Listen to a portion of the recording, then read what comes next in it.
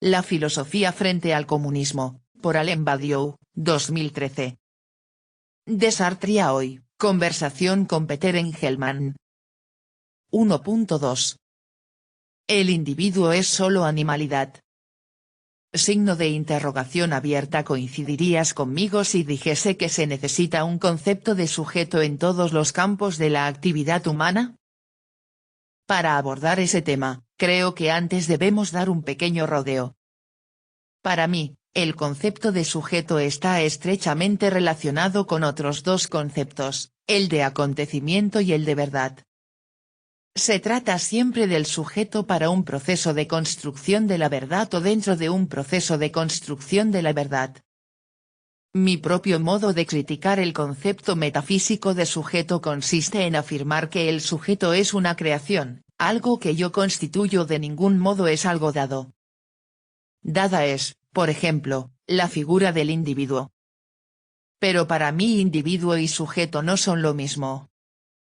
Existe incluso una oposición entre estas categorías, una oposición integral que alcanza a los fundamentos últimos, más allá de que constantemente los individuos sean convocados a transformarse en sujetos o a ingresar en sujetos. Se trata de un llamado, no de un movimiento natural y persistente. Y este llamado se realiza en nombre de un proceso real, que puede ser político, pero que también puede ser otra cosa, un proceso político, artístico, amoroso. En todos estos casos hay un llamado subjetivo.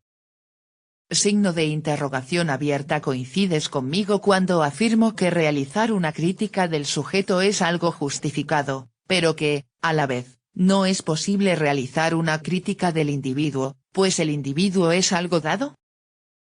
Coincido por completo. Me parece un punto muy importante, porque nos permite resolver algunos problemas de la deconstrucción.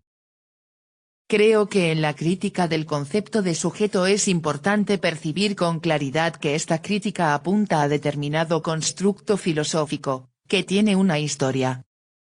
Acepto que el concepto de sujeto, tal como se lo desarrolló desde Descartes hasta Sartre, es en cierta medida un concepto, un constructo metafísico.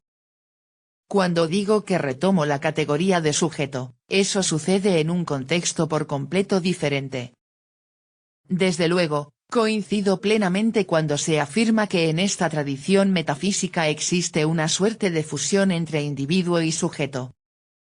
Cuando se considera, por ejemplo, el sujeto del cogito cartesiano, este se demuestra un constructo que remite, en sus fundamentos, a una experiencia individual. También en Sartre la conciencia es individual. Sartre incluso identifica al sujeto por medio de su figura consciente. Por lo tanto, de la deconstrucción de las categorías metafísicas preservo el aspecto que desmantela este constructo universal que fija el sujeto al individuo. De esta manera tenemos, por un lado, la construcción subjetiva, que está vinculada con el proceso de verdad. Y, por otro, al individuo como su portador irreductible, que en ocasiones también he denominado el animal humano y que, por su parte, es algo dado, algo que yo llamaría natural, es decir, uno cualquiera. Los individuos existen en el mundo, pero ese simple hecho no basta para designarlos como sujetos. Si alcanzo a comprenderte, con tu última observación quieres decir que el individuo en tanto individuo existente no puede ser deconstruido. Pero también sabemos, por ejemplo, que Hegel comienza su fenomenología del espíritu con la demostración de que por fuera de la lengua no existe el aquí y el ahora. Esta es la posición opuesta desde la que él construye su sistema metafísico. El sistema hegeliano toma como punto de partida el reconocimiento del carácter ineludiblemente lingüístico de lo dado. Como punto de partida reconoce que el aquí y el ahora nos son dados únicamente en la lengua y por medio de la lengua, y reconstruye el mundo en el sistema de la ciencia filosófica. Sin embargo, así lo dado pierde su carácter inmediato. Del mismo modo, lo individual ya no es más lo individual sentido o pensado, sino algo mediado de antemano, siempre es de carácter lingüístico. Este es un problema central del discurso filosófico, pero también es un problema de la representación de los verdaderos intereses de los individuos reales. Yo mismo siempre resistí instintivamente la desposesión del individuo.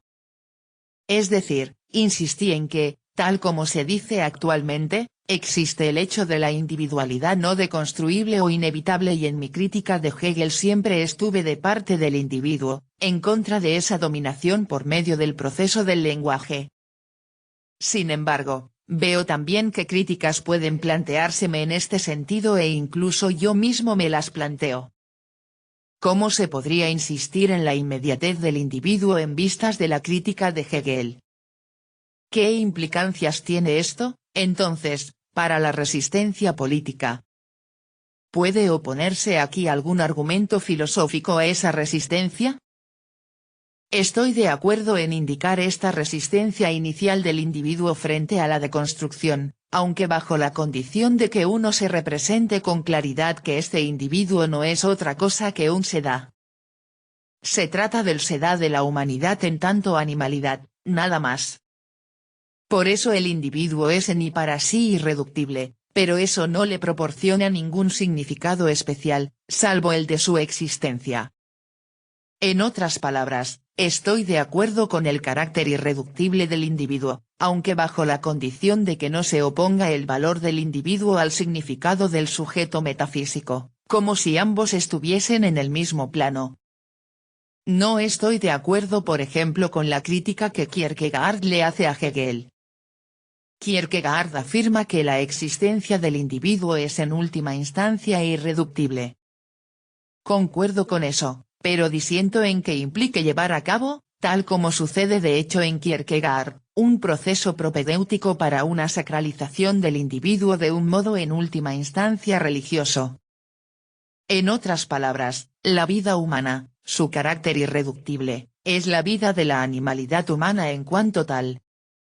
Por eso, puede decirse que se trata de la no reductibilidad de un cuerpo viviente. Un cuerpo viviente es en última instancia no reductible, no se deja de construir. Es cierto, no puede subrayarse el carácter irreductible del individuo para de inmediato adjudicarle un valor excedente. Ese es el punto, exactamente. Por ese motivo sostengo que la estrategia de Kierkegaard es la deconstrucción de la sistemática de Hegel, para hacer surgir el carácter irreductible subjetivo del individuo, pero después vuelve a colocarla dentro de un contexto teológico, dentro de un contexto religioso.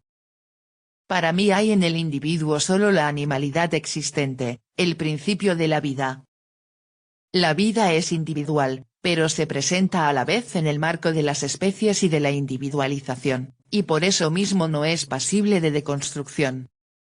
Sin embargo, esto no le otorga ningún tipo de valor superior, salvo el de la nuda existencia.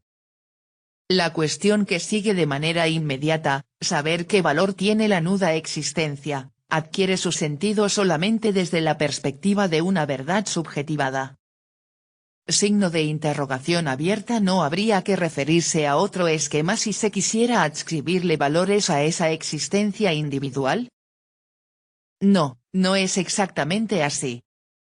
Tan solo desde la perspectiva de la emergencia posible de la categoría de sujeto se plantea la cuestión del valor del individuo, ya que el individuo en sí no constituye más valor que el de su perseverar en la vida, perseverar en el ser, como decía Spinoza.